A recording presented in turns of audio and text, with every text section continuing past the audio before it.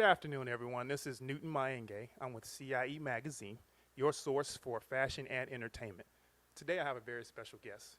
This gentleman has been in the fashion, not necessarily fashion, but he's been in the entertainment, TV, and film business for 20 years. He's worked with at least 9 Oscar Award winners and or nominees.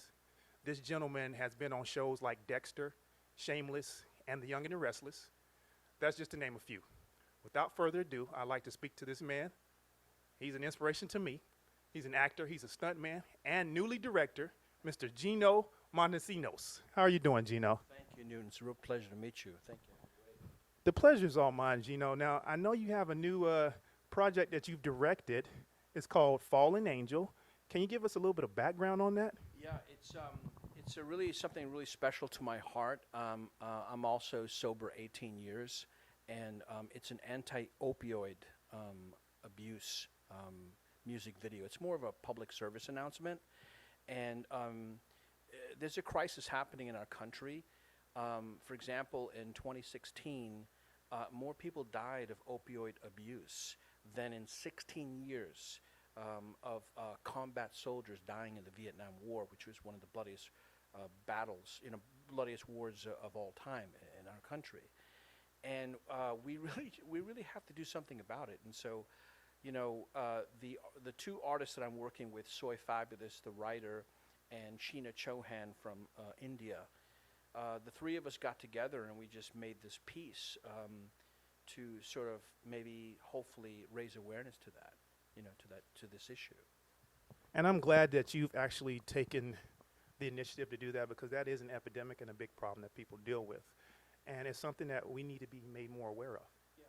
I also know that you have an up-and-coming film that you have going on. I wanted to talk to you a little bit about that. Poor Boy? Poor Boy, yes. I co-star with Michael Shannon. He's been nominated for the Oscar twice, and also with Lou Taylor Pucci, who was won the Best Actor award at both the Sundance and Berlin Film Festivals. He's a remarkable actor. They're both remarkable actors, very generous gentlemen, and it's a great story. It's sort of like a tragic comedy. You laugh a lot, and then I'm not going to give it away, but something really tragic and sad happens at the end, and it makes you think. I'm an uncle, and it makes you think of like taking responsibility for the younger generation. I think it's really important for an artist to have some kind of message to his audience. And the message that I got from that is really, in the monologues where Michael is, hopefully he'll get nominated again. He's brilliant. In his monologues, he's talking about, he hasn't taken full responsibility for his kids. And then we see the trouble that his kids get into. And at first we laugh, but then at the end of the movie we cry. And it makes me think of my niece and nephew, So I'm very proud of being part of that.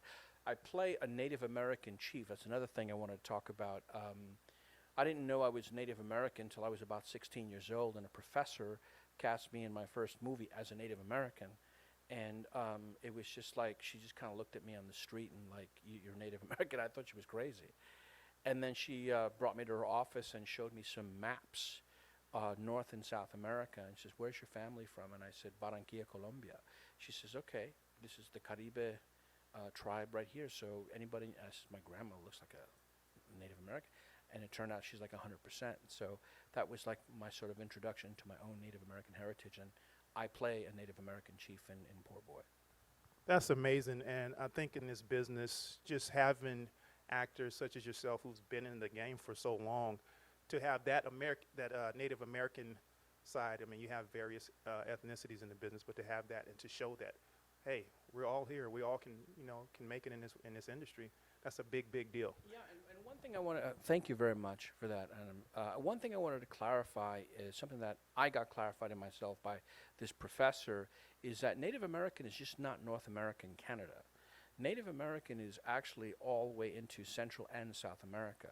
So, many of our, Latino brothers and sisters, I'm Latino as well, culturally, are indigenous, Indians. And that's something to be proud of and not to, be shy about. And that information was kept from me by my family, thinking they were helping me. And you should be proud, I believe, whatever your heritage is. Absolutely, and that's very important. Now, actually, going on to your, you have another project that you've been dealing with. It's called Animal Kingdom. It's a show, amazing show. I've watched it. Can you give us a little bit more of your experiences on that show and how it felt working on that set? Animal Kingdom is a very special set. It's my It's my third John Wells series. I've been in ER, I've been in Shameless, and now Animal Kingdom. And the thing I like about, I understand why the gentleman has won so many awards, because he has this rule. I hope I don't get in trouble by telling about it, that you have to be off book 100% before you walk on set. You can't even have your notes ready. And what that does is that makes production happen so much faster. On other sets, rehearsal literally is, actors stumbling with their texts right before they're about to shoot. I'm from the New York theater world. Opening night, you're off book.